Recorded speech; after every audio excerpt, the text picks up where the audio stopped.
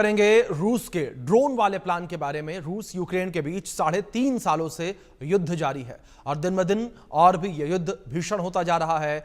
Ukraine पर रूस का प्रचंड प्रहार जारी है और एक बार फिर से रूस ने यूक्रेन पर जोरदार हमला करके यूक्रेन को दहला दिया। दरअसल यूक्रेन की राजधानी पर रात में हुए रूसी मिसाइल और ड्रोन हमलों में 6 साल के एक लड़के सहित कम से कम 13 लोग मारे गए और 132 लोग घायल हुए। कीव शहर के सैन्य प्रशासन के प्रमुख ने बताया कि घायल हुए 14 बच्चों में एक 5 महीने की बच्ची भी शामिल है। 3.5 साल पहले रूसी आक्रमण की शुरुआत के बाद से कीव पर हुए किसी एक हमले में घायल हुए बच्चे की ये सबसे बड़ी संख्या है। रूसी हमले में 9 मंजिला आवासीय इमारत का एक बड़ा हिस्सा ढह गया, जिसमें कई लोग फंस गए। जाहिर सी बात है कि रूस के हमले के बाद अब यूक्रेन भी जोरदार तरीके से रूस के ऊपर पलटवार करेगा और लगातार जो यूक्रेन है वो रूस के ऊपर पलटवार कर भी रहा है। इस बीच ब्रेकिंग न्यूज है, उसका रुख करेंगे, जहां रूस ने कीव पर फिर से बड़ा हमला किया है। रूस ने मिसाइल और ड्रोन से हमला किया। रूसी हमले में 13 लोगों की मौत हो गई है, 132 घायल हुए हैं।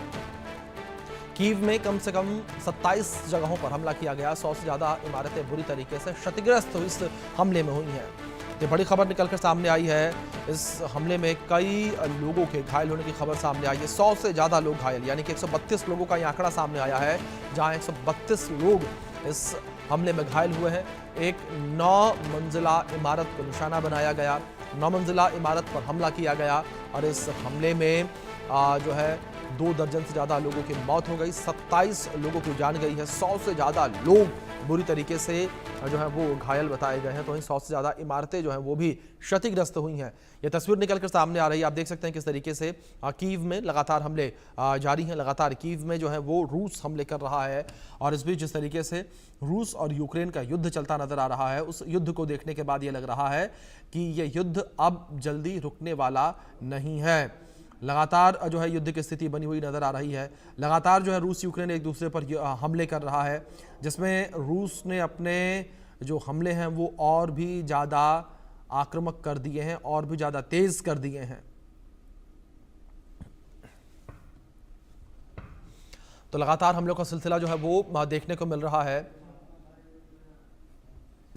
तो वहीं रूस का यूक्रेन के ऊपर प्रचंड प्रहार देखने को मिला। ग्राफिक्स के माध्यम से कुछ अपडेट आप तक पहुंचा दे रहे हैं, जहां रूस ने कीव पर मिसाइल और ड्रोन से हमला किया है।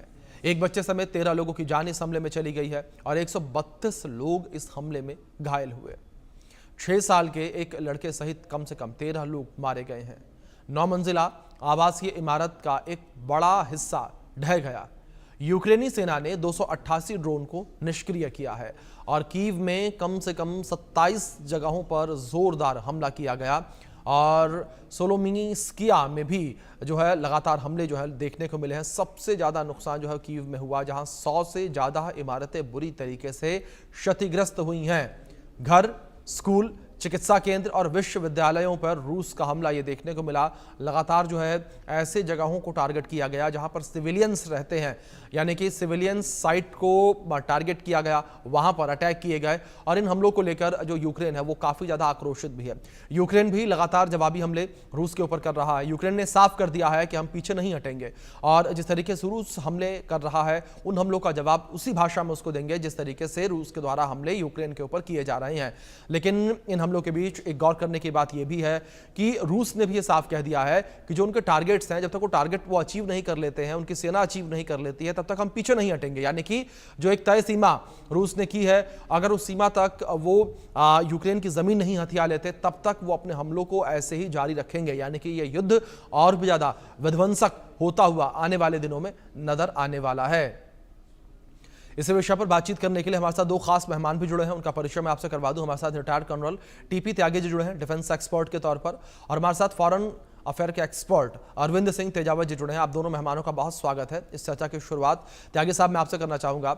सर, जिस तरीके से लगातार युद्ध की स्थिति को हम देख रहे हैं, लगातार रूस यूक्रेन एक दूसरे पर हमले कर रहा है, लेकिन इस बीच बड़ी बात यहां पर यह है कि रूस ने जो सिविलियन साइट्स हैं उनको टारगेट करना शुरू कर दिया है। क्या यह माना जाए कि रूस अब कुछ भी कर गुजरने को तैयार है इस युद्ध को जीतने के लिए? जी, आप जो कह रहे हैं वो बिल्कुल ठीक कह रहे हैं। दरअसल में आप एक दूसरे के बयानों से समझिए।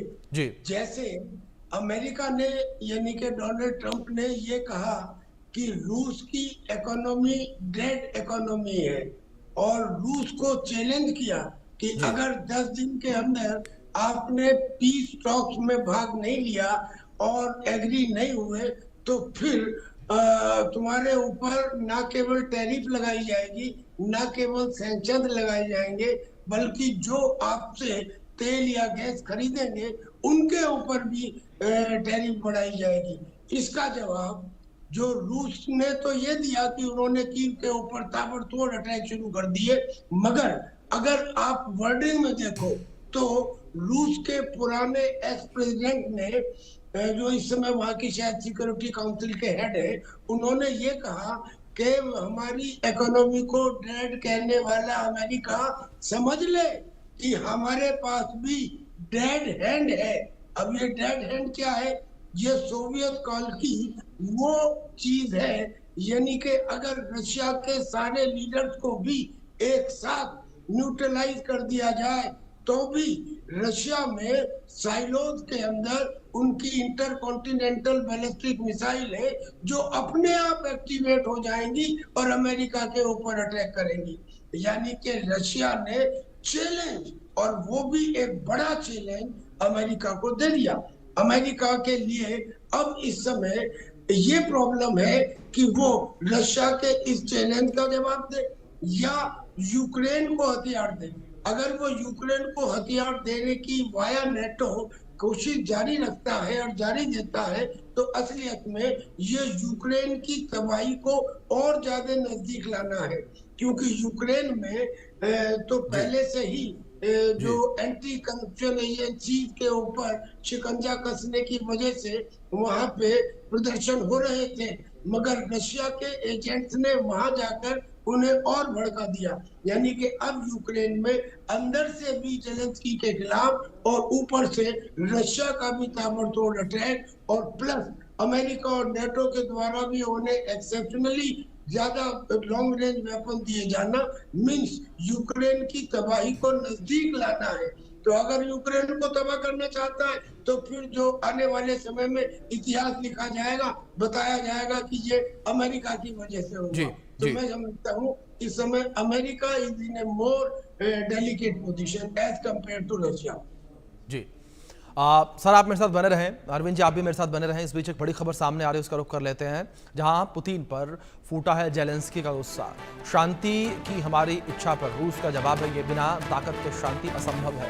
अब ताकत दिखाने का समय आ गया है। यूक्रेन पर कहर बनकर फूटा है रूस, ये बड़ी खबर निकलकर सामने आई है। जिस तरीके से रूस लगातार यूक्रेन के ऊपर हमले कर रहा है, इन हमलों को लेकर अब जेलेंस्की का गुस्सा देखने को मिला। और अब जिस तरीके से जेलेंस्की का बयान सामने आया, साफ तौर पर इससे कहा जा सकता है कि यूक्रेन भी रूस के ऊपर हमले करेगा।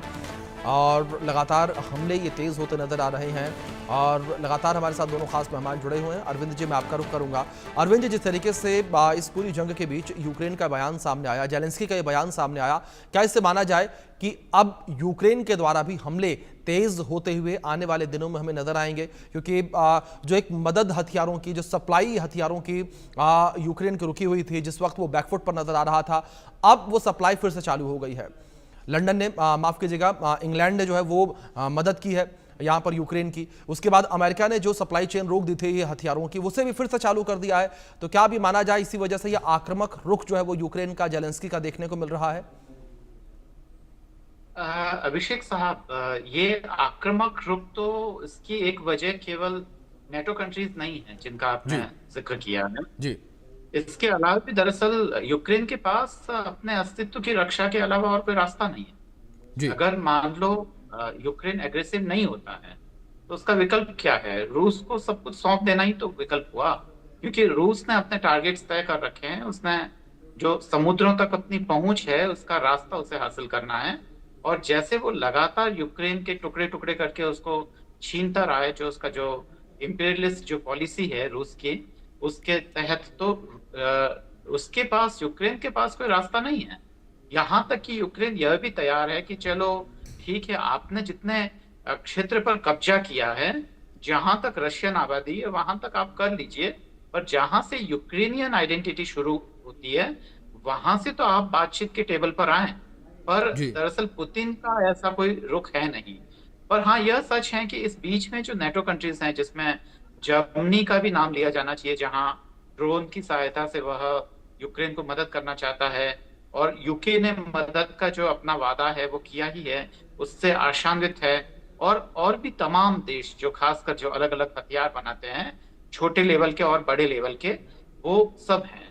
पर इसमें एक चीज जो हमें गौर करने वाली है, अमेरिका और खासकर रूस के रिश्तों को लेकर, कि अमेरिका को कोई ऑपरेशन डेड हैंड से कोई किसी भी तरीके का कोई डर नहीं है, जैसा कि अभी त्यागी साहब ने कहा, क्योंकि जी। उसको मालूम है कि डेड एंड का मतलब होता है कि वो खुद भी तो, ये केवल ये दरअसल एक दूसरे को डराने और ये स्ट्रेटजी के तहत ये इस्तेमाल करने की चीजें होती हैं। तो हमें लगता है कि उसका जो ख्याल है वो उसी तरह से रखना बेहतर होगा। जी। अभिषेक। त्यागी साहब, दूसरी ओर इस पूरे युद्ध को लेकर बात की जाए, जिस तरीके से यहाँ पर हथियारों की सप्लाई एक बार फिर से यूक्रेन को मिलती नजर आई है, क्या इससे अब ये माना जाए कि जिस तरीके से पहले आपने भी अमेरिका का जिक्र किया, अमेरिका ने पहले हथियारों की सप्लाई को रोका था, अब अमेरिका ने फिर से अपने हथियारों की सप्लाई को चालू कर दिया है, क्योंकि अमेरिका को भी ये पता है कि जब तक ये युद्ध होता रहेगा तब तक उसके हथियार बिकते रहेंगे और उसे फायदा होता रहेगा? इसमें तो कोई शक ही नहीं है, जी। क्योंकि अगर अमेरिका ने हथियार देने के लिए कहा भी है तो उसने ये कहा है कि मैं हथियार नेटो को दूंगा, जी। और नेटो भी उसमें चालाकी करेंगे। नेटो अपने पुराने जी। हथियार यूक्रेन को भेजकर नए हथियार अपने पास रखेंगे। यानी कि नेटो के पास जो पैट्रियट मिसाइल पहले से है, जो लॉन्ग रेंज मिसाइल पहले से है, उनको यूक्रेन को देंगे और अमेरिका से आए हुए अपने पास रखेंगे। लेकिन पैसे कौन देगा? नेटो कंट्रीज देंगी। यानी कि आने वाले समय में अगर किसी के ऊपर उंगली उठेगी रशिया या यूक्रेन में से किसी एक के साथ भी, तो वो नेटो के ऊपर उठे, अमेरिका उससे बचा रहे, लेकिन पैसे अमेरिका को मिलते रहे, अमेरिका का लॉकहीड मार्टिन बराबर फायदा कमाता रहे। इस पॉलिसी में तो कोई शक ही नहीं है। लेकिन जो अब प्रॉब्लम है सामने, वो ये है कि क्या लॉन्ग रेंज के हथियार पहले यूक्रेन ने इस्तेमाल नहीं किए? क्या यूक्रेन ने लॉन्ग रेंज के ड्रोन इस्तेमाल नहीं किए? यूक्रेन ने करीब करीब सभी तरह के इस्तेमाल यदा कदा इधर उधर सब जगह किए हैं। मॉस्को तक, पीटरबर्ग तक, हर जगह उसके हथियार गए हैं। अब ये मिलने से भी अगर थोड़ा बहुत फर्क पड़ता भी है, उसका रिजल्ट क्या होगा? उसका रिजल्ट ये है कि रशिया ने जिन हथियारों को अब तक इस्तेमाल नहीं किया, अगर उसने वो इस्तेमाल किए तो क्या होगा? यानी कि उसने जो अपनी ओशनिक मिसाइल है, इसकी एक सिंबॉलिक टेस्टिंग की थी। उसने अपनी यार्क मिसाइल, अपनी जिरकोन मिसाइल, अपनी जी। सरमट मिसाइल या अपनी जी। बेलगोरोड न्यूक्लियर सबमरीन से वो पॉजिट्रॉन टॉर्पेडो जो 200 फीट तक की ऊंची लहर ला सकता है समुद्र में और एक बिल्कुल। झटके में ब्रिटेन का हाल खराब कर बिल्कुल। सकता है, त्यागी साहब, माफ कीजिएगा, मैं आपको रोकूंगा, मैं लौटूंगा आपके पास एक बार फिर से, इस विषय पर हम चर्चा करेंगे, लेकिन इस बीच हम खबरों में थोड़ा सा आगे बढ़ेंगे।